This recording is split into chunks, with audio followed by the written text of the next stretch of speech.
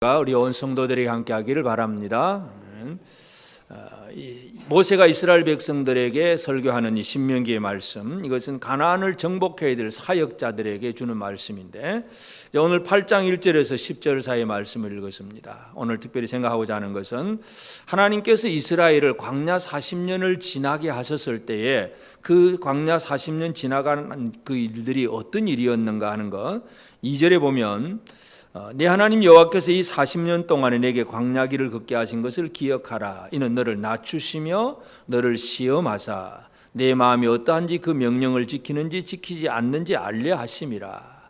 광야 40년의 생활이 하나님께서 이스라엘을 시험하셨다, 테스트하셨다, 그렇게 표현합니다. 그래서 하나님이 이스라엘 백성들을 광야 40년 동안을 이렇게 이끌어 오신 그 모든 것들을 하나님의 훈련이에요. 이스라엘 백성들을 어떻게 테스트하고 어떻게 만들어서 결국은 가나안 땅에 들어가게 하시느냐 하는 그런 위치에서 우리가 본다면, 그 광야 40년의 생활은 하나님이 이스라엘을 훈련시키신 과정입니다. 그래서 오늘 우리 믿음의 생활을 한마디로 표현한다면 하나님 앞에 훈련받고 있다, 그렇게도 표현을 할 수가 있습니다. 근데 여러분, 훈련은 쉬운 것입니까? 어려운 것입니까? 훈련은 어렵습니까? 어떤 사람에게는 쉬울 수도 있고 어떤 사람에게는 어려울 수도 있습니다. 그렇지만 일단 훈련 그러면 사람들은 어려워합니다. 제자 훈련 그러면 쉽습니까? 어렵다고, 아예 그냥 지레짐작으로 어렵다고 생각을 하죠. 힘들어, 어려워, 숙제도 많고 막 성경 암송하려고 그러면 힘들어. 근데 왜 훈련을 해야 할까요? 어렵지만 왜 훈련을 해야 하느냐? 결국 그 훈련 과정을 통해서 뭔가가 이루어지는 그 마지막 결론을 보기 때문에 훈련을 해야 하고 또 훈련을 받아야 됩니다. 그래서 모세가 이스라엘 백성 40년을 그렇게 광야 40년의 생활을 한마디로 하나님이 너희들을 시험하신 것이다, 그렇게 표현을 하는 것, 사역자의 훈련에 대해서 오늘 우리 함께 생각을 하고자 합니다. 오늘 이 시간에 이 자리에 앉아 계신 우리 모두 중에는 이 훈련을 아직도 시작 안 하는 분들도 있을 수 있고, 지금 훈련 도중에 열심히 훈련 받는 사람도 있을 수 있고, 이미 이제 이 훈련을 다 받고 졸업하신 분들도 있을 수 있습니다. 그래서 이 훈련 과정의 내가 지금 어떻게 잘 견디고 또 잘 이겨나가고 있는가, 이 부분 오늘 우리 함께 생각하기를 원합니다. 하나님의 테스트는 이스라엘 백성들로 하여금 광야 40년의 길을 걷게 하셨는데, 그 광야길이라고 하는 게 뭔가 하는 그 의미를 우리가 한번 살펴봐야 됩니다. 광야길이라고 하는 것은 말 그대로 결코 쉬운 길이 아니라는 얘기죠. 광야길은 거리상으로 보아도 아주 먼 길입니다. 이스라엘 백성들이 애굽에서 나와서 가나안 땅으로 들어가는데 가장 쉬운 길로 가려고 하면 지중해 해변을 따라서 딱 그냥 해변길로 가기만 하면 불과 아무리 천천히 걷고 걸어도 한두 달이면 다 들어갈 수 있습니다. 좀 빨리 가면 일주일 내로도 갈 수가 있습니다. 그 거리인데, 걸어서 가는 거리, 걸어서 또 그렇게 갈 수 있는 거리인데도 40년이 걸리잖아요. 결국은 이 광야길이라고 하는 것은 하나님의 어떤 특별한 의도와 목적이 있다는 걸 알 수가 있습니다. 출애굽기 13장 17절에 보면, 바로가 백성을 보낸 후에 블레셋 사람의 땅의 길은 가까울지라도 하나님이 그들을 그 길로 인도하지 아니하셨으니 이는 하나님이 말씀하시기를 이 백성이 전쟁을 하게 되면 마음을 돌이켜 애굽으로 돌아갈까 하셨습니다. 이 해변길로 가면, 애굽에서 나와서 해변길로 쉽게 가면 제일 먼저 만나는 것이 블레셋 사람들인데, 블레셋 사람들이 그냥 길 내주나요? 안 내주지. 전쟁이 벌어질 수밖에 없어요.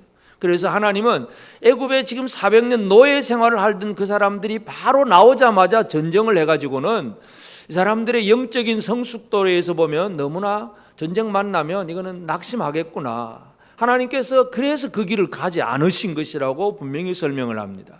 하나님은 광야로 이스라엘 백성들을 이끌어 가신 것이 그냥 무조건 고생시키려고 끌고 가신 것이 아니라 이들의 그 위치, 입장, 그들의 영적인 성숙도, 이 모든 걸 하나님 알고 계시기 때문에 애굽에서 바로 가나안 땅으로 들어가게 안 하는 것. 블레셋 사람과 만나면 바로 전쟁이 벌어지는데, 애굽에서 나올 때 아무것도 없이 없는 너희들이 나와가지고 무슨 전쟁을 하겠습니까? 하나님은 그래서 그들을 그 길로 인도하지 않았다고 하는 것을 분명히 기록하고 있습니다. 그리고 이 광야 길이라고 하는 건 참 쉽지 않은 고난의 길입니다. 편한 길도 아니고, 그 광야라고 하는 것은 하나님의 목적이 있기 때문에 그쪽으로 간 것이지 사람들이 원하고 사람들이 가고 싶은 곳은 절대로 아니라는 것을 우리는 쉽게 이해할 수 있습니다. 물론 여행을 좋아하는 사람들이 사막 체험을 하고 싶어 하는 사람들도 지금은 또 있습니다.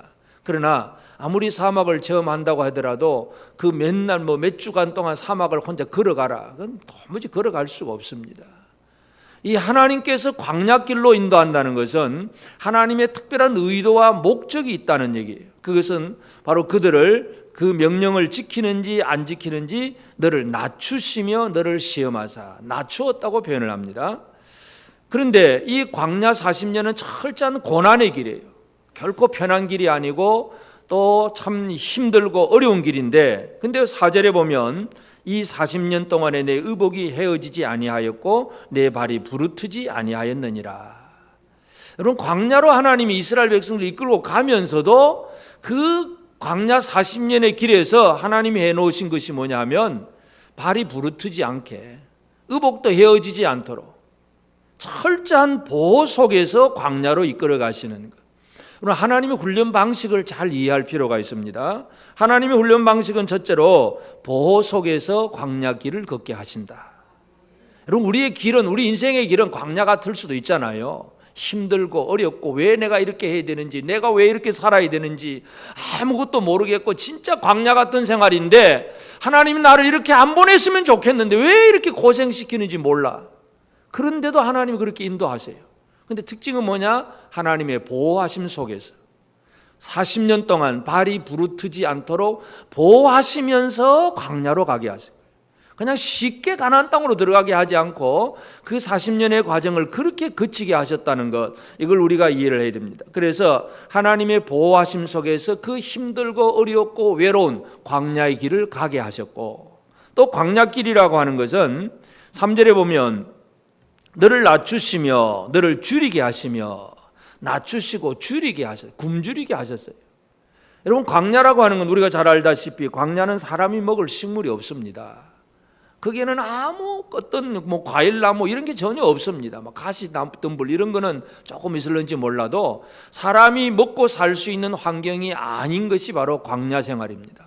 그 광야로 하나님이 그들을 이끌어 가셨다는 것. 그래서 애굽에서 나와서 이제 정월 15일 날 나와서 한 달이 지나고 나서 한 달 만에 애굽에서 가져왔던 양식을 다 먹고 나니까 양식이 떨어집니다. 양식이 떨어지니까 백성들의 첫 번째 반응이 뭐겠어요?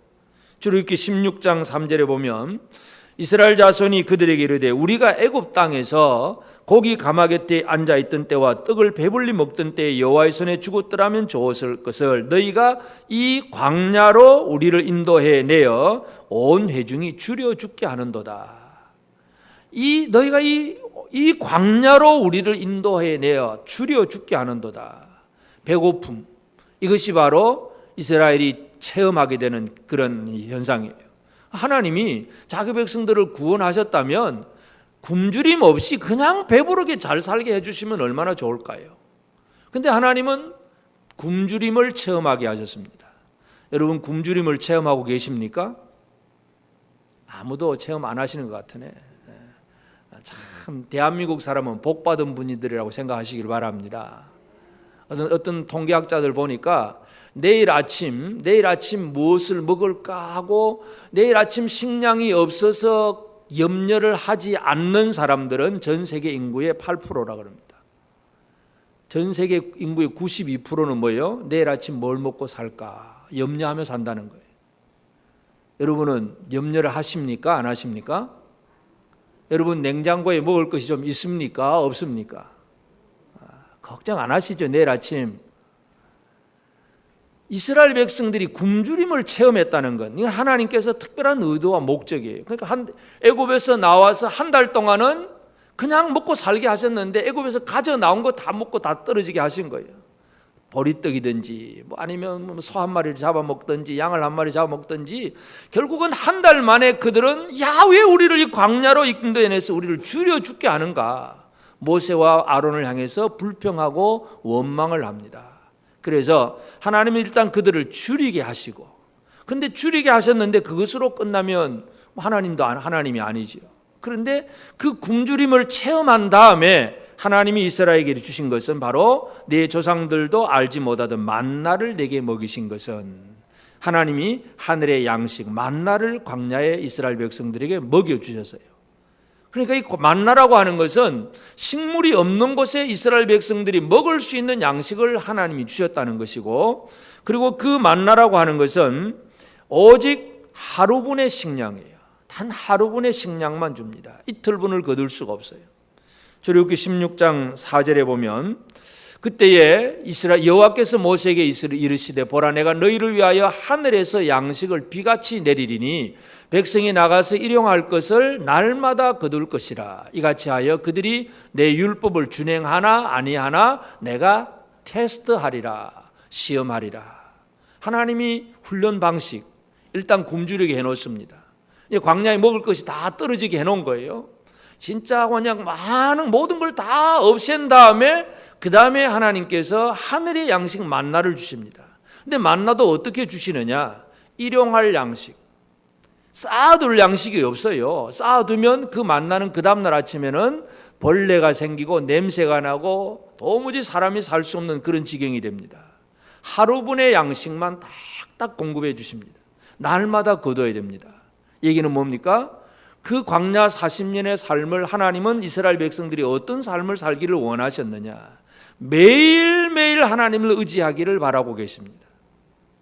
여러분, 하나님을 매일매일 의지하십니까?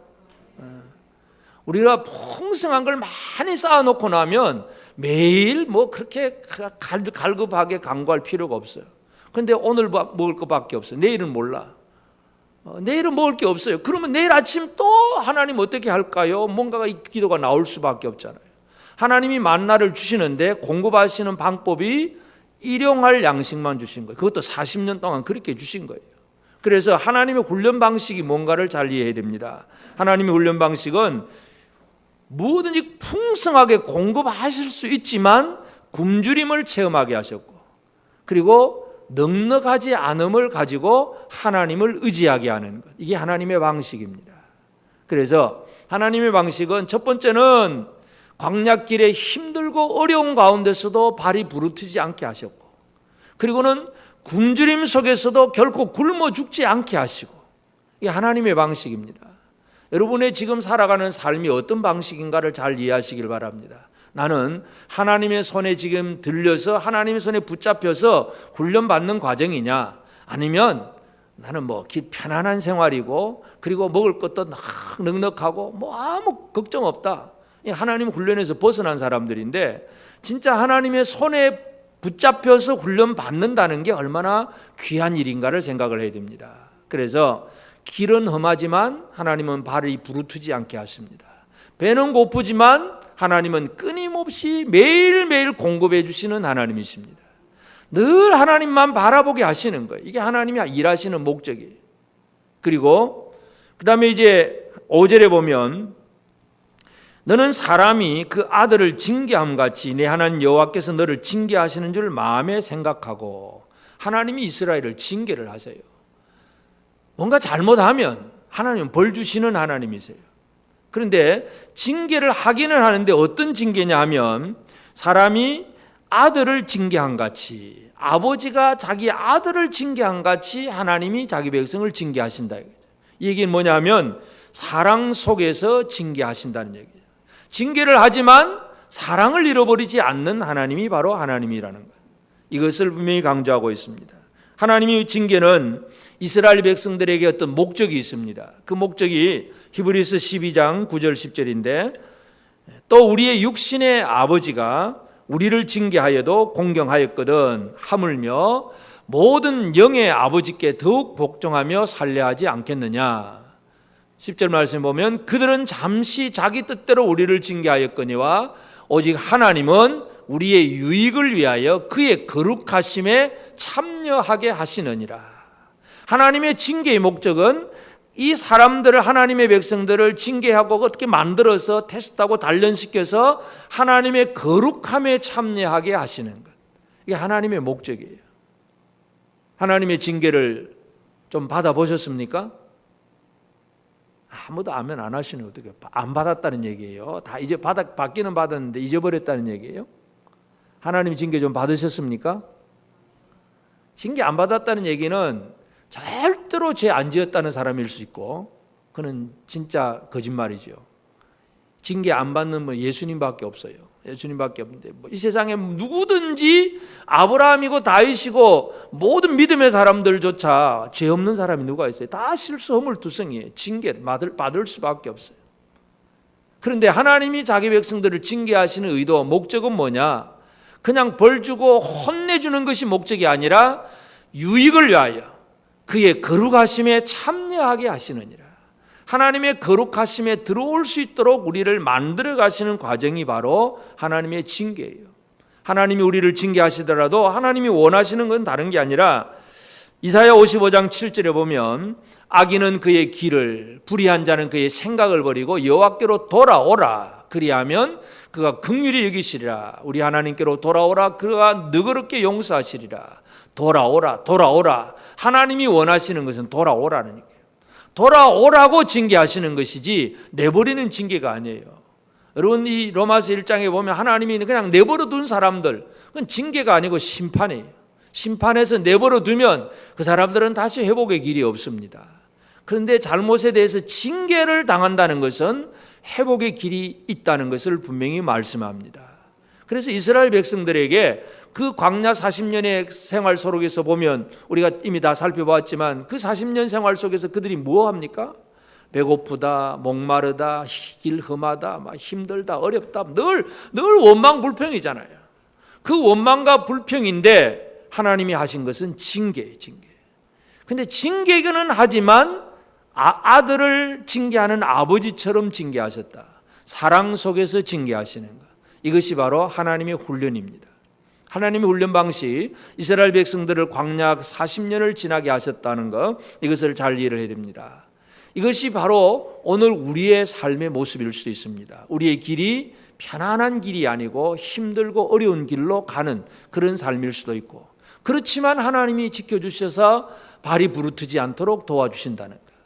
우리는 넉넉하지는 않지만 늘 굶주림을 체험하는 것 같으면서도 끊임없이 일용할 양식을 공급해 주시는 하나님의 공급하시는 은혜를 누리는 것, 이것도 하나님이 우리를 훈련시키시는 방식이에요. 우리가 잘못하면 매를 들어 징계하시지만 사랑은 잃어버리지 아니하시는 그 하나님이 이스라엘 백성들을 40년 동안 이끌었다. 오세아는 바로 그 얘기를 하고 있습니다.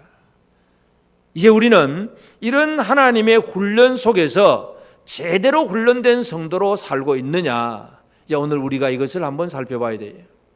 여러분, 제대로 훈련되었다고 믿으십니까? 아멘 안 하기로 작정하신 분들 같으네. 하나님 앞에 훈련 제대로 받기를 원하십니까? 네. 훈련 제대로 받는 거예요. 험한 길로 가는 거예요? 굶주림 당하는 거예요? 매 맞는 거예요?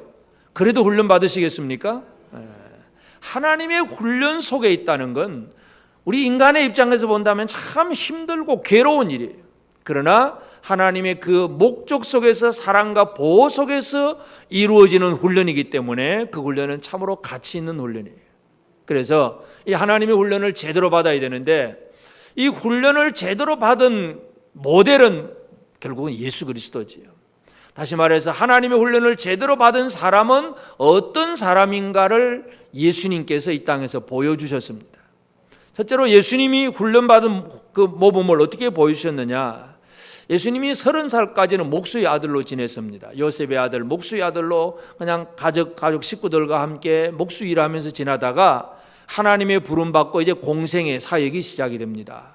그때에 이제 요단강에 가서 세례 요한에게서 세례 받으시고 하늘 성령이 비둘기같이 임하시고 하늘에서 음성이 들리고 이제 하나님의 아들로서의 사역이 시작이 됩니다. 그 사역을 시작할 때에 마태복음 4장 1절 2절에 보면 그때 예수께서 성령에게 이끌려 마귀에게 시험을 받으러 광야로 가사 40일을 밤낮으로 금식하신 후에 줄이신지라. 예수님의 광야 길이 시작이 되었습니다. 여러분, 이 훈련은 광야길이라고 분명히 말씀드렸는데 예수님의 광야길이 시작이 됩니다. 그 광야길은 성령에게 이끌려 가셨어요. 이끌려. 다시 말해서 예수님은 성령에게 순종해서 광야로 가셨다는 얘기죠. 하나님의 백성들이 하나님의 어떤 훈련 속에 들어갈 때에 제일 첫 번째 나와야 될 것이 바로 순종이에요. 순종. 하나님이 이끌어 가시면 그 길이 내가 가고 싶지 않은 길이라 할지라도 따라가는 순종, 이게 훈련의 출발입니다. 하나님의 훈련 학교의 시작입니다. 순종 안 하면 아무 소용이 없어요. 훈련 안 받습니다. 그냥 지금 당장 좋은 길에서 배불리 먹을 것 같습니다. 그러나 그 이상은 없어요. 하나님의 훈련의 과정은 성령의 이끄심에 순종하는 것. 예수님의 훈련은 바로 순종으로 시작을 합니다. 그래서 40일 동안 광야에서 지내는데 그 광야에는 뭐예요? 먹을 게 아무것도 없잖아요. 40일 동안 아무것도 먹지 못한 상태에서 굶주림의 상태입니다. 광야에서 그렇게 이리저리 많이 다니신 건 아니지만 하여튼 예수님은 그 광야길로 성령이 이끌어 가셨을 때 순종하며 나아가셔서 그 사역의 길을 순종으로 시작했다는 것. 그래서 이것은 바로 훈련은 억지가 아니라 자발적인 순종으로 이루어진다는 것. 억지로 끌고 가면 그냥 도망갈 생각만 합니다. 그러나 하나님의 성령이 내 안에 역사하셔서 성령으로 말미암아 내가 하나님 뜻대로 살아야 되겠구나, 내가 하나님 말씀대로 뭔가 해야 되겠구나, 성령이 내 안에서 역사하심으로 내가 가고 싶지 않은 길이라도 가야 되고 하고 싶지 않은 일도 할 수밖에 없는 것, 이게 바로 훈련의 출발입니다. 예수님께서 바로 그러한 훈련의 출발을 시작하셨다는 것. 그래서 성령에게 이끌려서 광야로 가셨고, 그리고 이제 40일 만에 시험하는 자가 예수님께로 나타나지요. 네가 만일 하나님의 아들이거든 이 돌들로 떡을 만들어 먹어라. 이 얘기는 뭐예요? 사람이 뭔가 일 좀 하려면 그래도 먹는 게 우선이죠. 먹어야 살지 않느냐. 먹는 게 최고 인생의 목적이다. 사탄의 속삭임, 시험하는 자는 늘 그 얘기입니다. 먹어야 산다. 이 먹어야 산다는 얘기는 그 배경이 뭐예요? 돈 벌어야 산다는 얘기고, 사람이 먹는 게 최우선이고, 다른 게 하나님의 어떤 은혜보다도 일단 내 배가 배불러지고 내 몸이 건강해지고 내 주머니에 두둑해지고, 이게 최우선인데 다른 거, 네가 하나님의 아들이라고 하면 얼마든지 할 수 있지 않느냐. 하나님의 아들 같으면. 여러분, 예수님이 40일 동안 굶주렸다 그랬는데 40일 동안 아무것도 먹지 않고 돌멩이 쳐다보면 뭐 같아 보일까요? 떡 같아 보여요. 이 돌도 떡 같아 보일 수밖에 없고, 40일 동안 아무것도 못 먹으면 그럴 수밖에 없어요. 시험하는 자가 마음속에 그렇게 시험을 주는 거예요. 막 이 돌이 막 떡 같아 보이고, 하여튼 여러 가지로 시험할 때에 예수님의 해답이 뭐예요? 오늘 읽은 신명기 말씀 가지고 예수님이 시험을 이깁니다. 오늘 신명기의 말씀 예수님께서 이기시는 거, 마태복음 4장 3절 4절에 보면 시험하는 자가 예수께 나와서 이르되 네가 만일 하나님의 아들이거든 명하여 이 돌들로 떡덩이가 되게 하라. 예수께서 대답하여 이르시되 기록되어서되 사람이 떡으로만 살 것이 아니요 하나님의 입으로부터 나오는 모든 말씀으로 살 것이라 하였느니라. 이게 바로 오늘 이 신명기 8장에 있는 내용이에요. 사람은 어떻게 살아가느냐? 사람은 떡으로만 사는 게 아니다. 물론 떡도 필요해요. 떡 없이는 굶어 죽어요. 떡으로만 사는 게 아니라 하나님의 입으로부터 나오는 모든 말씀으로 사는 것이다. 말씀은 사람의 영을 살리는 거예요. 떡은 육을 살리는 것입니다. 그러니 떡만 먹으면 육신은 살아갈 수 있습니다. 그러나 영은 죽습니다. 그래서 사탄은 사람의 육체에다가 대고 시험을 하는 거예요. 네가 먹어야 되지 않느냐? 힘을 얻어야 일도 하고 건강해야 잘하지. 먹어라. 이게 최우선이에요. 그래서 방법이 그냥 돌을 떡으로 만들어 먹어라. 네가 하나님의 아들이지 않느냐? 일단 그렇게 해라 이거예요. 여러분, 돌을 떡으로 만들어 먹는 것은 쉬운 일일까요? 힘든 일일까요? 힘든 일입니까? 그 힘든 일 하라고 사탄이 유혹하겠습니까? 하나님의 아들이라면 돌 떡 만드는 거 쉬운 일이에요. 물로 포도주로 바꾸고 얼마든지 하실 수 있죠. 하나님의 아들 같으면. 사탄은 우리에게 그냥 쉽게 가라. 예를 들어서 한탕 어디 가서 그냥 이거 한번 탁 땡겨가지고 한탕 먹어라. 한탕 도박해가지고 로또 하나 따 먹어라. 쉽게 가라는 거. 쉽게. 이게 지금 사탄의 전략이에요. 근데 예수님은 그런 데 대해서 전혀 끄떡도 하지 않습니다. 사람이 사는 것 떡도 먹어야 되지만 하나님이 입으로 나온 말씀으로 사는 것이고, 실제로 또 떡을 먹는 것은 사람이 엿새 동안 열심히 수고하고 노동하고 일해서 먹고 사는 거지, 그 뭐 로또 복권 하나 사가지고 당첨돼서 사는 게 아니다. 예수님의 삶의 방법을 분명히 가르쳐 줍니다. 오늘 우리는 예수님은 하나님의 말씀으로 시험을 이긴다는 사실을 기억을 해야 됩니다. 그래서 하나님의 말씀을 하나님이 하나님이 우리에게 말씀을 공급하고 모든 걸 주시기 때문에 하나님으로부터 나오는 것을 받고 살아야 된다. 이것을 깨닫는 것이 바로 훈련된 사람의 모습이에요.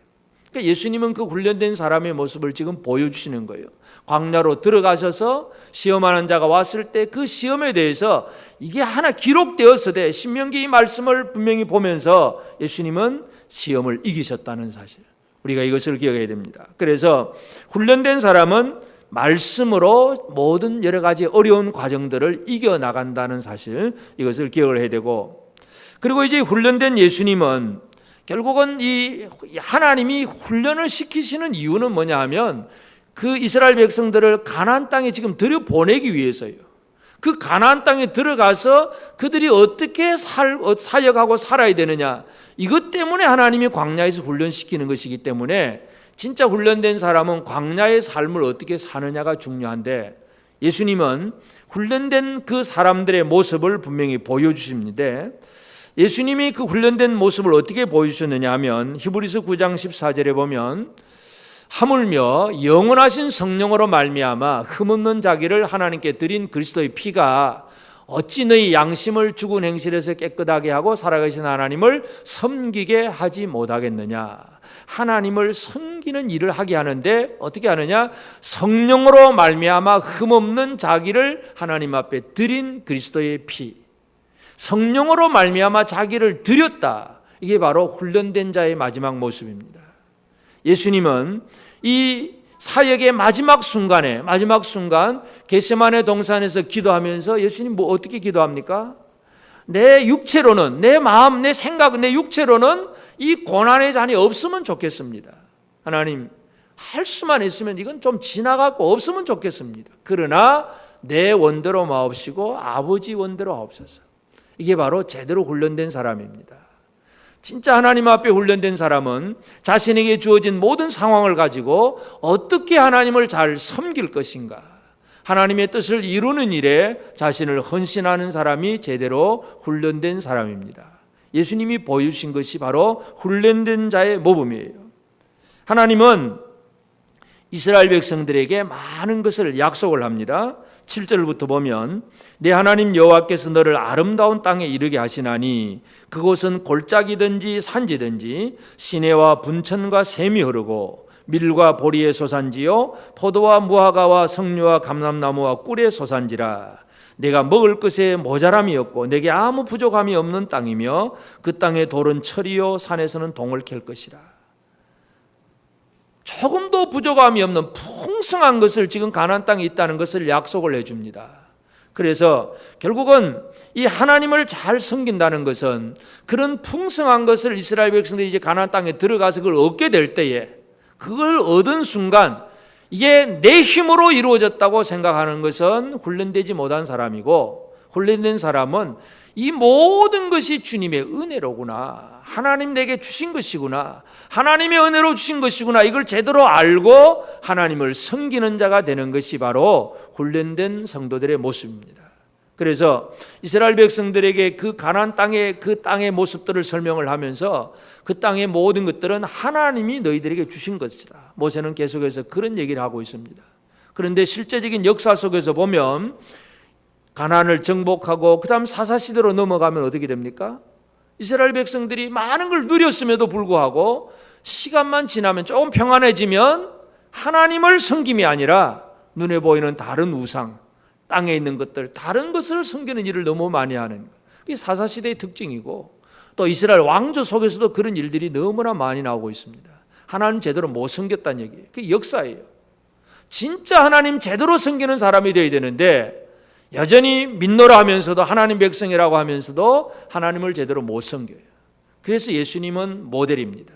예수님은 성령으로 말미암아 흠없는 자기를 하나님 아버지 앞에 드린 그 그리스도의 피, 이게 바로 하나님을 섬김이고 또 다른 사람들을 하나님을 섬길 수 있도록 만들어주는 능력이 바로 예수 그리스도에게서 나옵니다.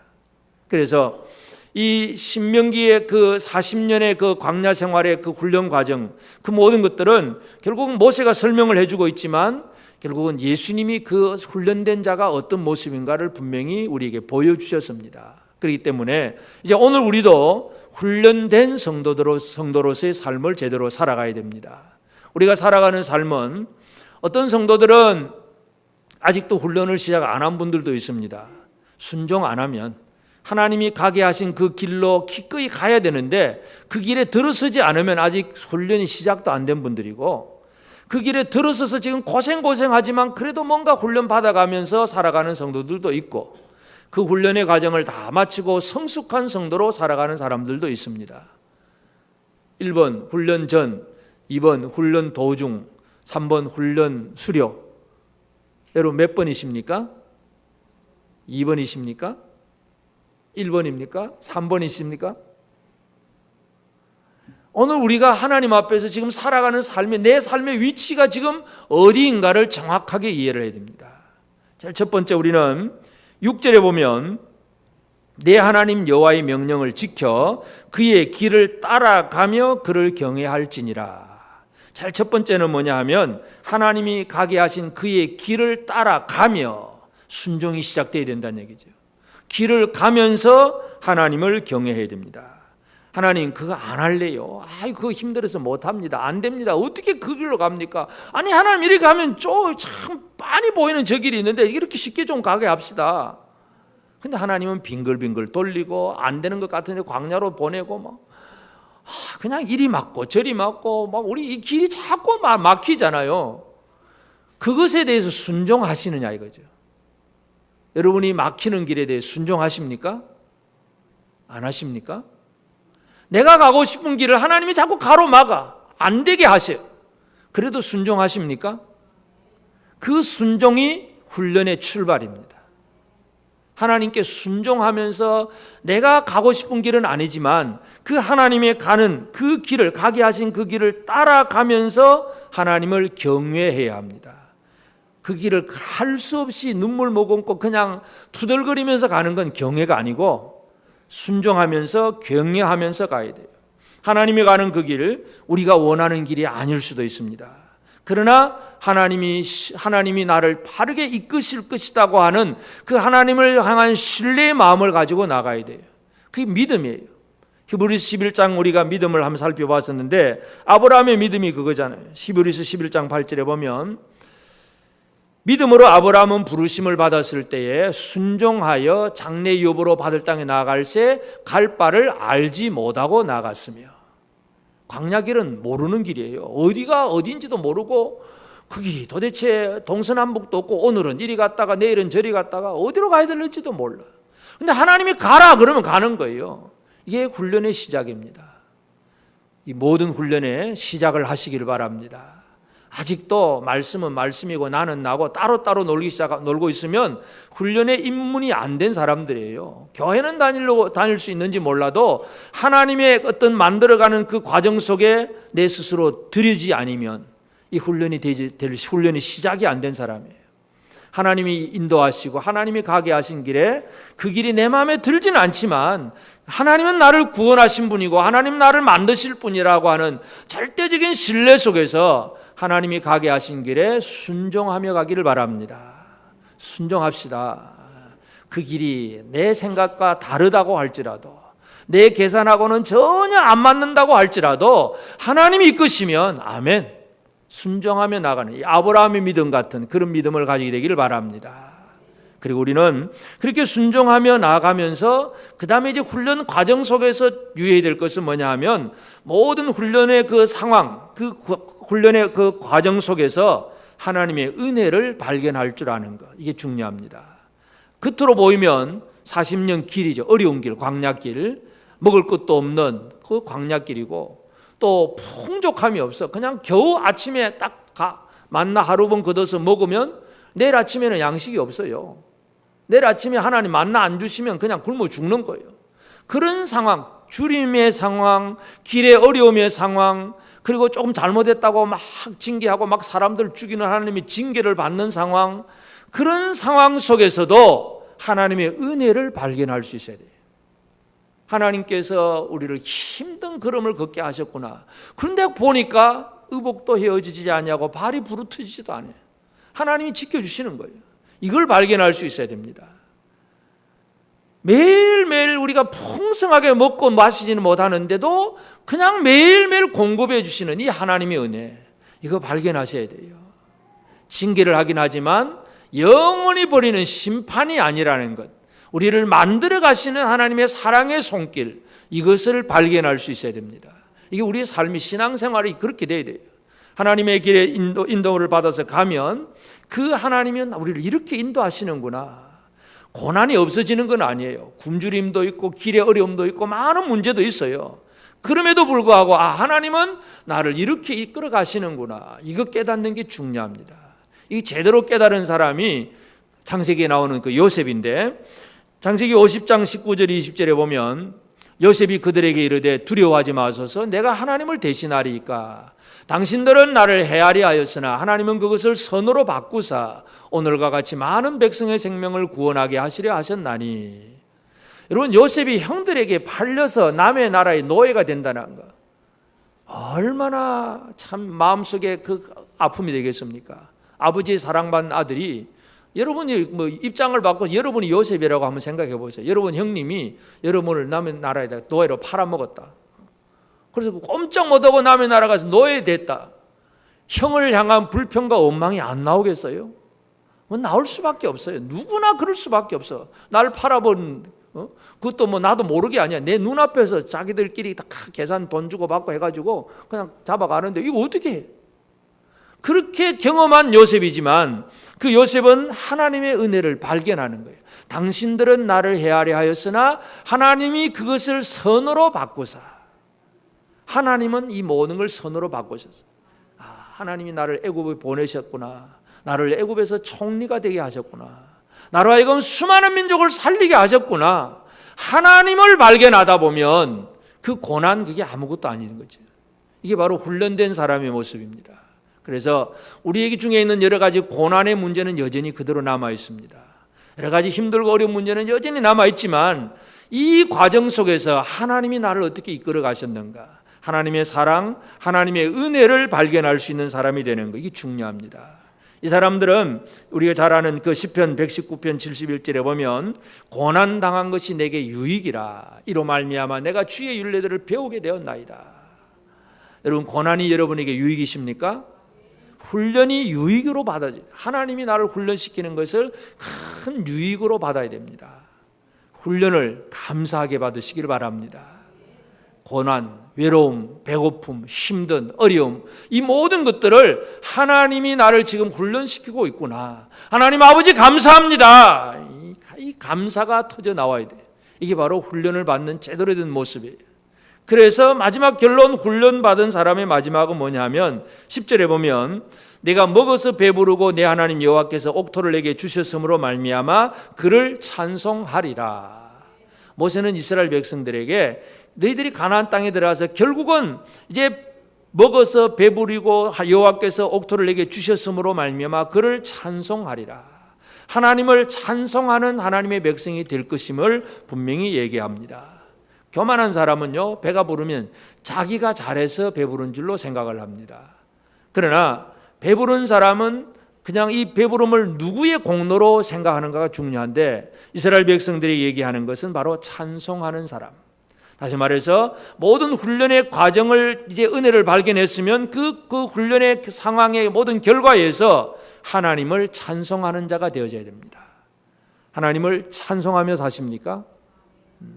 하나님이 원래 사람을 만들어 놓으신 목적이 하나님 찬송이에요.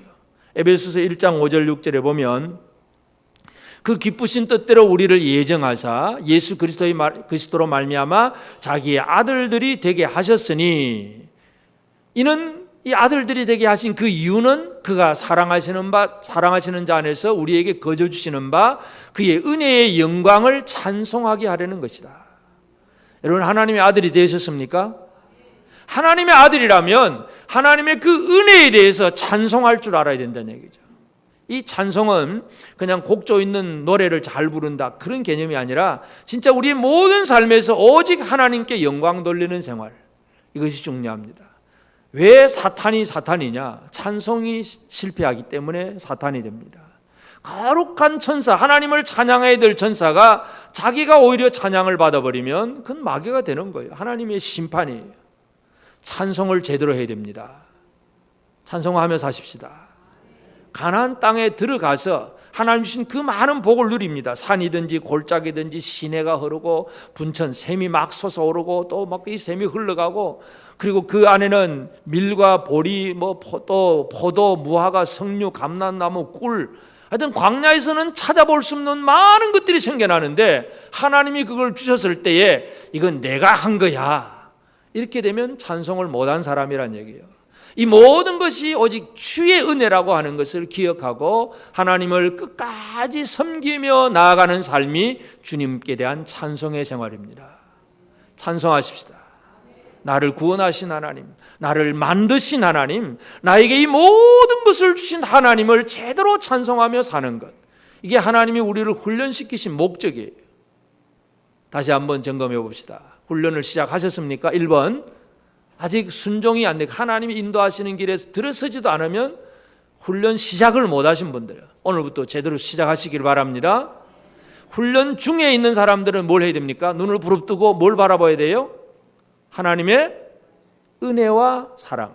고난 속에서, 힘들고 어려운 상황 속에서 하나님이 나를 어떻게 사랑하셨는가, 나를 어떻게 이끌어 가시는가, 왜 이렇게 하나님 나를 어렵게 만드는가, 불평이 아니라 어려움 속에서도 발이 돌에 부딪히지 않도록 지켜주시고 인도하시는 하나님의 손길을 발견할 수 있어요. 그것이 바로 훈련 제대로 받는 과정이고, 훈련 졸업은 뭐예요? 찬송하는 사람이 되는 거야. 이제는 내가 고난을 당할 때도 물론 당연히 찬송을 하고, 배부를 때도, 복 받았을 때도 제대로 찬송하며 살아가야 돼요. 사람들은 복 받으면 잘 못 되기 싫어요. 이건 내가 얻은 거니까, 내가 노력해서 얻은 거니까 그때부터는 차곡차곡 쌓아두고 그냥 어떻게 하든지 쌓아두려고만 애를 씁니다. 여러분, 쌓아두어서 뭐 할 거예요? 오늘 저녁에 불러가시면 그 쌓아둔 거 누가 가져가는 거예요? 내 사랑하는 자식이 가져가겠습니까? 자식이 잘 가져가면 좋겠는데 자식들끼리 피 터지게 전쟁합니다. 잘 쌓아두면 좋을 것 같은데 그게 아니에요. 모든 것을 주시는 하나님을 제대로 찬양하면서 하나님을 섬길 줄 알아야 됩니다. 이게 하나님이 훈련하신 목적이에요. 사역자는 훈련을 제대로 받아야 됩니다. 옆 사람에게 격려합시다. 우리 훈련 제대로 받고 삽시다. 하나님을 제대로 찬송하며 살아가는 우리 모두가 되어지길 바랍니다.